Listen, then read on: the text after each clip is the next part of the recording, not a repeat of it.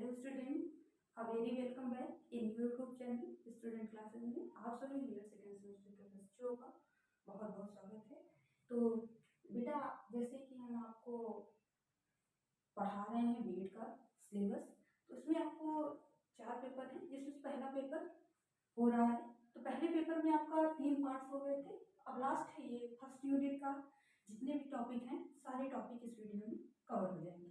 तो चलिए, इसमें आप लोग ध्यान से देखिएगा, चीज़ों को समझिएगा, जो चीज़ें ना समझ में आए आप बताइए, ठीक है। चलिए शुरू करते हैं। जैसे कि हमने आपको इनइक्वालिटी बताया था, फिर हमने आपको इक्वालिटी बताया था, समानता क्या होती है। तो उसमें उस दिन हमने आपको थोड़ा सा एक बस प्रारूप दिखाया था। उसमें सबसे इम्पोर्टेंट, आपको मोस्ट इम्पोर्टेंट आना ही आना है 110%, जिसमें आपका है जेंडर इक्वालिटी, लैंगिक समानता। लैंगिक समानता आपसे कई बार पेपर में पूछा है, बार बार पूछता है, और आने के पूरे चांसेस हैं। चलिए हम देखते हैं कि लैंगिक समानता क्या होता है। तो जैसे आपको शब्द से पता चल रहे हैं कि जेंडर का मतलब होता है लिंग, इक्वालिटी का मतलब होता है समानता। अर्थात जब हम लिंग के आधार पर, अर्थात स्त्री पुरुष, बालक बालिका, लड़की लड़कियों में विभिन्नता न करके, असमानता न करके समानता करते हैं, तो उसे ही हम कहते हैं लैंगिक समानता। तो हम इसको तो ऐसे लिख नहीं देंगे, लेकिन तो लैंगिक समानता वह है, या तो वह भाव है, वह विचार है जिसमें लिंग के आधार पर भेदभाव नहीं किया जाता। अर्थात लिंग के आधार पर जब भेदभाव होता है तो उसका विरोध जो किया जाता है उसे ही कहते हैं लैंगिक समानता, ठीक है। तो चलिए, लैंगिक समानता आपने देखा कि लिंग के आधार पर भेदभाव न होना, अर्थात discrimination on the basis of gender. क्या है? Discrimination on the basis of gender are called gender equality, ठीक है। तो ये अगर आप देखते हो, ये समाज में बहुत बड़ी रूढ़िवादी विचार है, विचारधारा है। तो देखिए ये क्या होता है, इसमें आप मेन पॉइंट को समझिएगा कि इसमें क्या क्या है।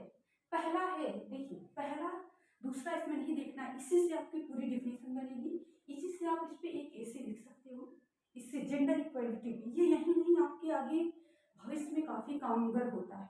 चलिए देखते हैं हम महिला, इसमें क्या है, कुछ कुछ पॉइंट आपको मेन पॉइंट दिए गए हैं। इस पॉइंट को अगर आप समझ लेते हो, इस पे ऐसे आराम से लिख सकते हो। अब इसमें है लिंग के आधार पर भेदभाव, मतलब जो लिंग के आधार पर भेदभाव होता है, समाज के लोग, जो जागृत लोग हैं, जो शिक्षित लोग हैं, जो इसका विरोध करते हैं, तो ये क्या है, उसी को कहा जाता है जेंडर इक्वालिटी, लैंगिक समानता। यह मुख्यतः प्रत्येक मानव का, जो बुद्धिमान प्राणी है, जो धरती पे जन्म ले रहा है, यह प्रत्येक मानव का जन्म से ही अधिकार होता है कि वह जितनी भी समाज में निर्धारित चीजें हैं वो प्रकृति के द्वारा या हमारे समाज के द्वारा उसको उसका हक मिलना चाहिए, न्याय मिलना चाहिए। तो अगर इसी न्याय को, यही न्याय नहीं मिलता, इसी न्याय में अभाव किया जाता है, तो उसे ही, या इस न्याय में जो अभाव होता है उसके विरुद्ध हम जो भी आवाज उठाते हैं उसे हम कहते हैं जेंडर इक्वालिटी। इसमें मुख्यतः होता है जो पुरुष हैं हमारे समाज में, हमारे समाज में क्या है, पितृसत्तात्मक शासन चलता है इस समय। तो पुरुषों का शासन जो है, उसमें पुरुषों को तो पूरे अधिकार प्राप्त है, लेकिन अगर हम पुराने विचारधारा में देखें तो पुराने विचारधारा में महिलाओं के काफी अधिकारों का हनन किया गया था।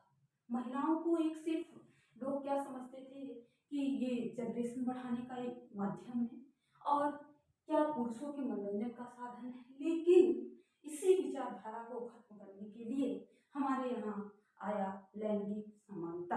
यह मुख्यतः ऐसी विचारधारा है, ऐसा विचार है समाज में जागृत, ऐसा विचार जिसमें महिलाओं को पुरुषों के समान अधिकार दिलाने का पूर्णतः प्रयास किया गया है।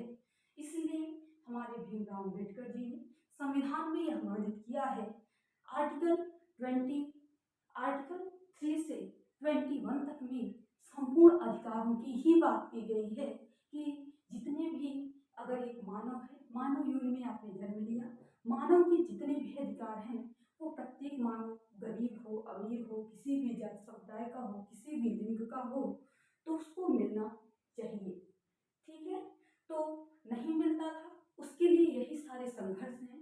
यही संघर्ष जो है ये हमारे, अगर यही संघर्ष लिंग के आधार पर किया जाता है, यही संघर्ष लैंगिक समानता के लिए किया जाता है, तो इसमें देखने को मिलता है हमारे समाज में कितने रूढ़िवादी विचारधारा हैं।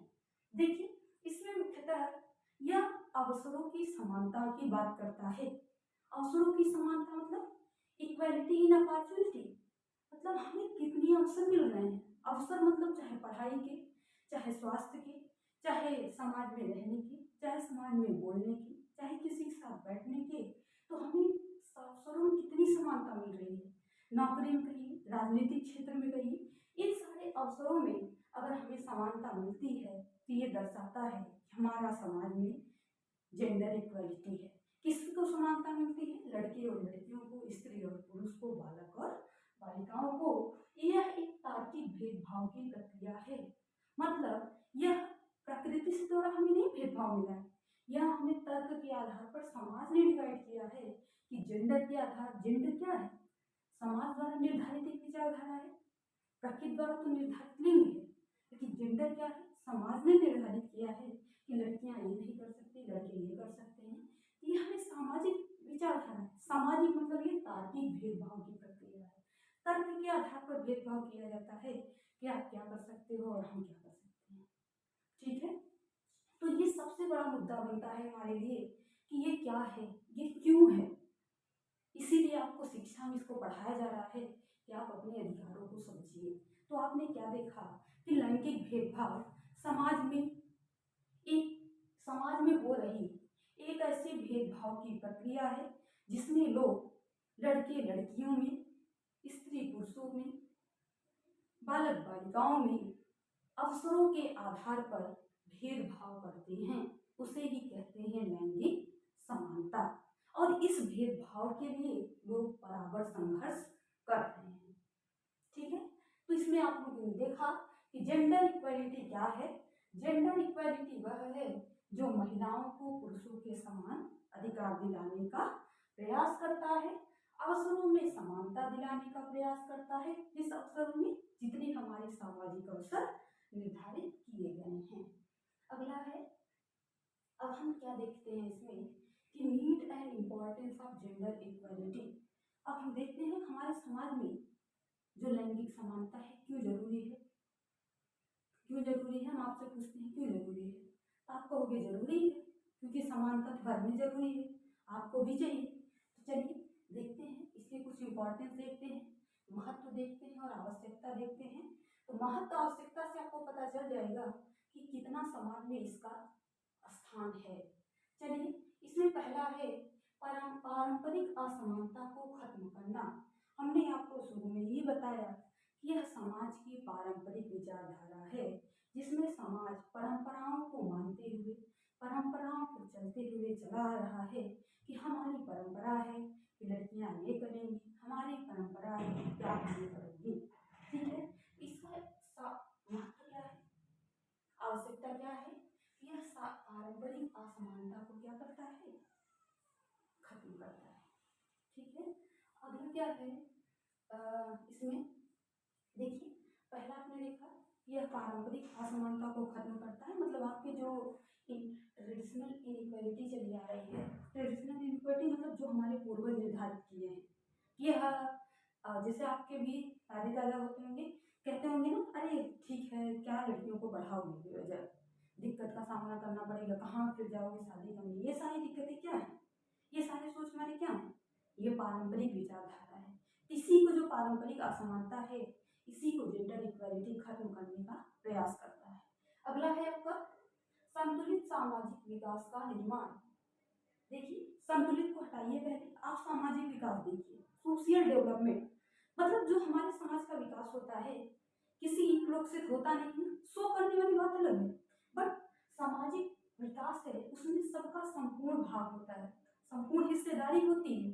असंतुलित जहाँ आ गया, तो अगर आप एक वेटर तराजू रखते हो तौलने वाला, दोनों तरफ का आपका भार क्या होता है, देखा जाता है। इसी तरह जो हमारे समाज के दोनों तरफ के अगर हम तौलें, उतना ही भार स्त्री का है, उतना ही भार पुरुष का है। इट मीन्स उतना ही महत्व स्त्री का है, उतना ही पुरुष का है।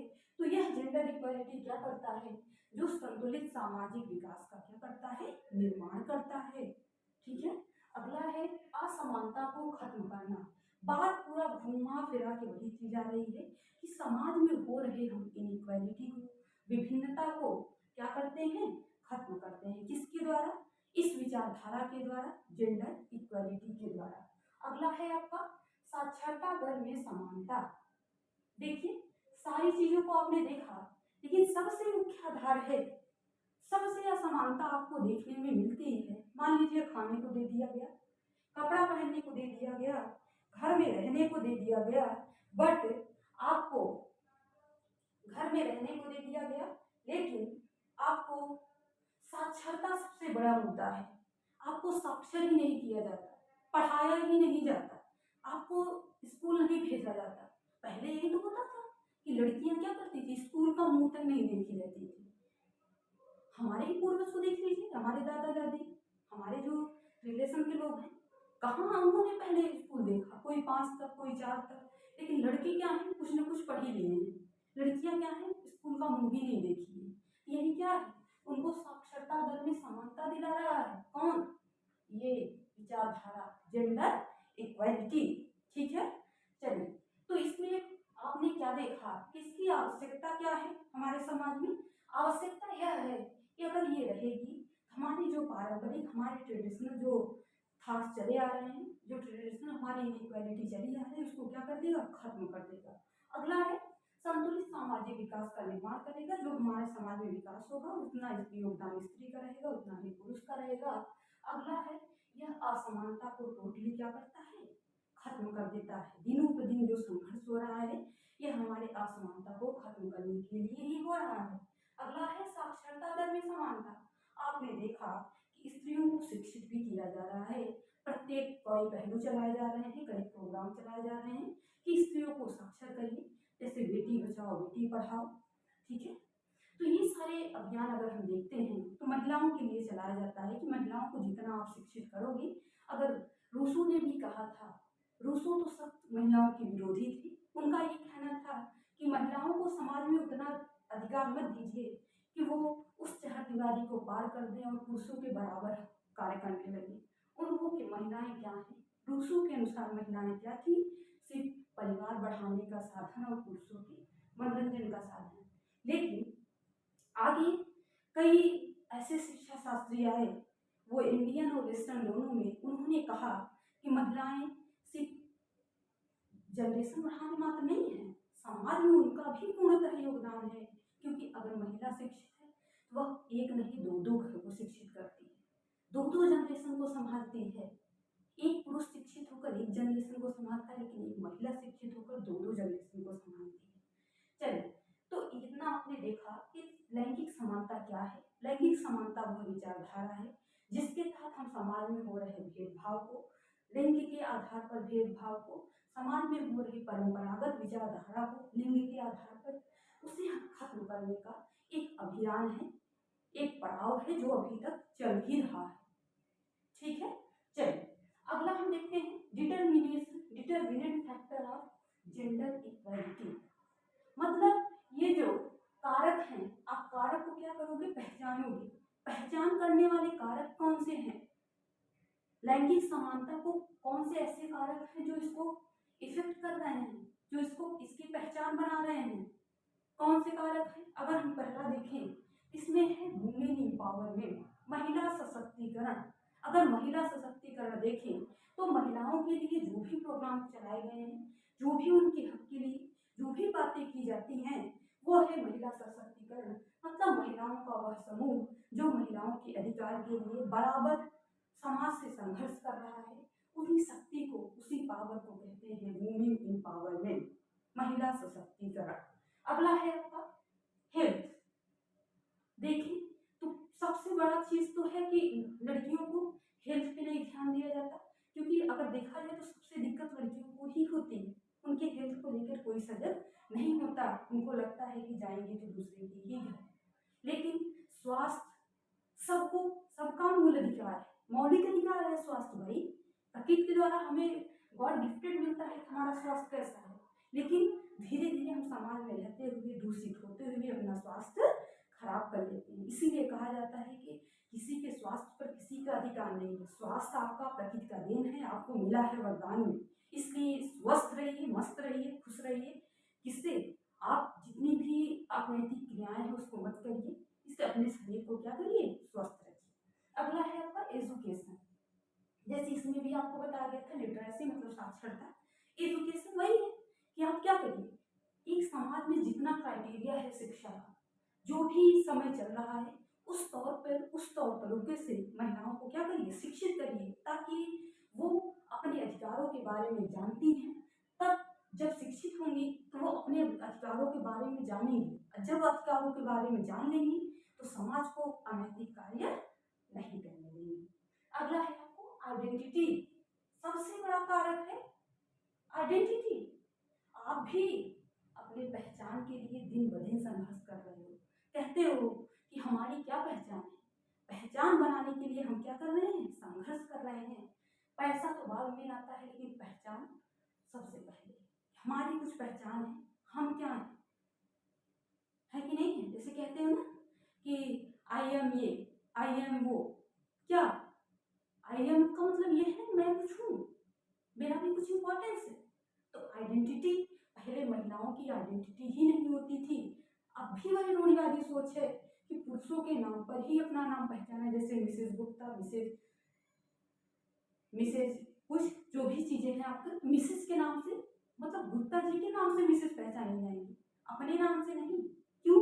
क्योंकि पुरुषों का शासन ही अब भी चल रहा है और हमारी सोच रूढ़िवादी सोच ही है। ठीक है। अगला है आपका फाइनेंशियल कंट्रीब्यूशन। जो आपका आर्थिक भागीदारी है। आर्थिक भागीदारी का मतलब ये है कि जैसे आपके पापा का जो भी अर्थव्यवस्था है, समाज की जो भी अर्थव्यवस्था है, इसमें महिलाओं का हक नहीं है।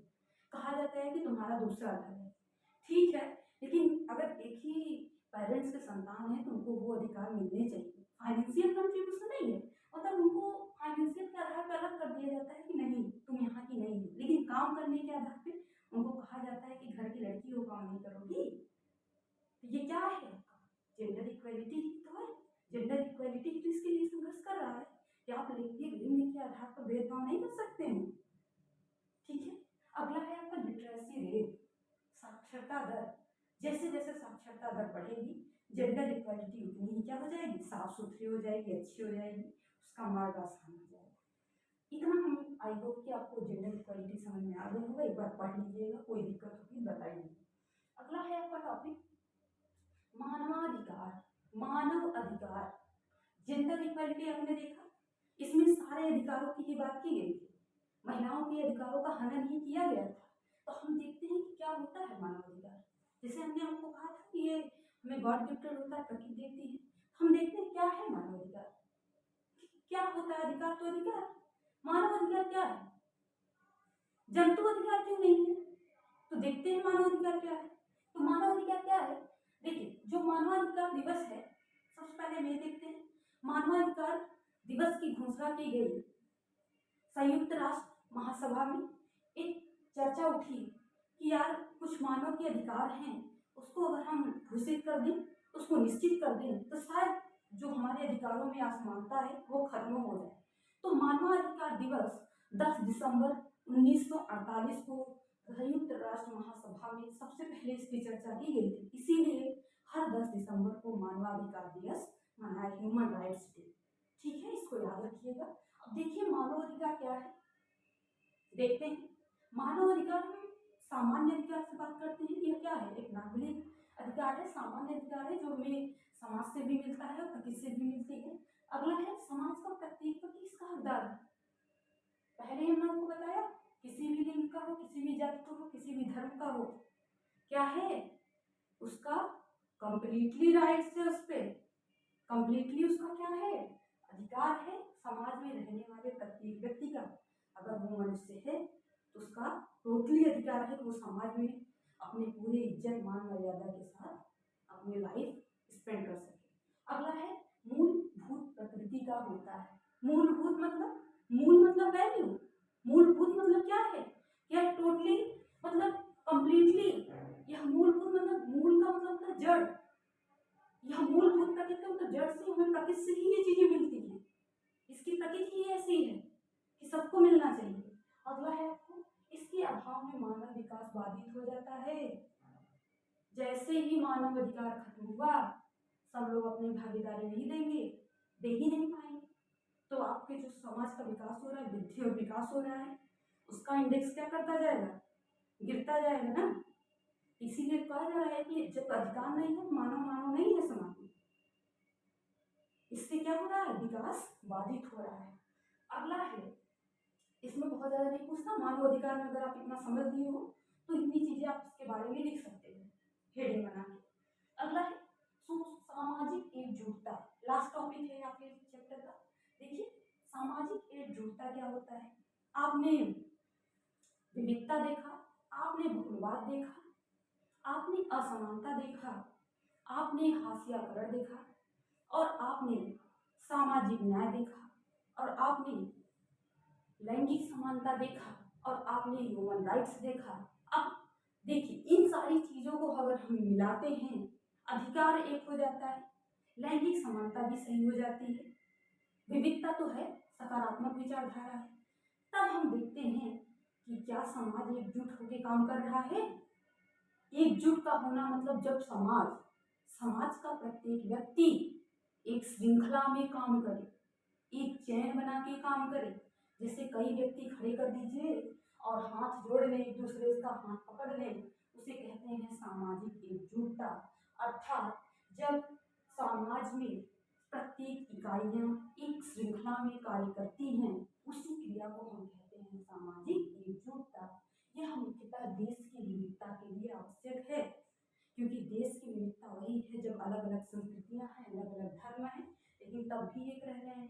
जब उनमें यूनिटी नहीं होगी तो हमारी विविधता क्या हो जाएगी? डिसबैलेंस हो जाएगी। तो मुख्यतः सामाजिक एकजुटता वह विचारधारा है जब समाज में रहने वाला प्रत्येक व्यक्ति एक श्रृंखला में कार्य करता है, तो उसे ही कहते हैं सामाजिक एकजुटता। अगला है विवादों का बहिष्कार, मतलब बॉयकॉट डिस्प्यूट्स। विवाद, जो आपसे विवाद हो रहे हैं, मतभेद हो रहे हैं, तुम इस समुदाय को, तुम इस जात के हो, तुम ये मानते हो, हमारे देवता ये हैं, हमारे भगवान ये जो विवाद हो रहे हैं, इसका क्या हो रहा है? बहिष्कार हो रहा है। किससे? जब समाज के लोग एकजुट हो रहे हैं। अगला है अपनेपन की भावना पैदा करना। जो हमारी यूनिटी है, देख लीजिए, समाज को छोड़ दीजिए, अपने पारिवारिक एकजुटता की बात करिए, इसमें क्या है? आपको अपनेपन का भाव आता है कि ये आपका भाई है, ये आपकी बहन है, कोई भी हो, कजन्स है, तो आपको क्या लगता है? अपनापन लगता है। किससे लगता है? क्योंकि आप में क्या है? यूनिटी है। अगला है विश्वास को बढ़ावा देना। आपने क्या किया? अपने विश्वास को बढ़ाया। एक बार देख लीजिए फिर से। हाँ, तो देखिए, हमने आपको क्या क्या बताया? जेंडर इक्वलिटी बताया, आपको बताया कि इसकी इम्पोर्टेंस क्या है हमारे समाज में। फिर आपने देखा कि कुछ ऐसे फैक्टर हैं जो जेंडर इक्वलिटी को डिटरमाइन करते हैं, पहचानते हैं। तब आपने देखा, उसके बाद अगला टॉपिक आपका था ह्यूमन राइट्स। ह्यूमन राइट्स में हमने आपको बताया कि यह मानवाधिकार दिवस 10 दिसंबर 1948 को इसकी शुरुआत की गई थी। इसमें आपने ये टॉपिक कंटेंट लिखा कि यह सामान्य अधिकार होता है, यह समाज का प्रत्येक व्यक्ति इसका हकदार है, यह मूलभूत प्रकृति का होता है, इसके अभाव में मानव विकास बाधित हो जाता है। अगला है, फिर आपने देखा कि सामाजिक एकजुटता क्या होती है। आपने क्या देखा कि सामाजिक एकजुटता क्या होती है। इसमें आपने ये चीजें देखा कि देश की विविधता के लिए आवश्यक है, विवादों का बहिष्कार है, अपनेपन की भावना पैदा करता है, विश्वास को बढ़ाता है। अगला है कंपोनेंट ऑफ सोशल कोहेशन, मतलब सामाजिक एकजुटता के क्या है? कुछ कारक हैं जो सामाजिक एकजुटता को क्या करते हैं? बढ़ाते हैं। जैसे शो करते हैं, प्रदर्शित सोशल रिलेशन, सामाजिक संबंध। सामाजिक संबंध क्या है? जैसे समाज संबंधों का ही तो जाल है। जैसे हमारे चाचा चाची, मामा बुआ, मम्मी पापा, तो ये हमारा क्या है? सामाजिक संबंध ही तो है।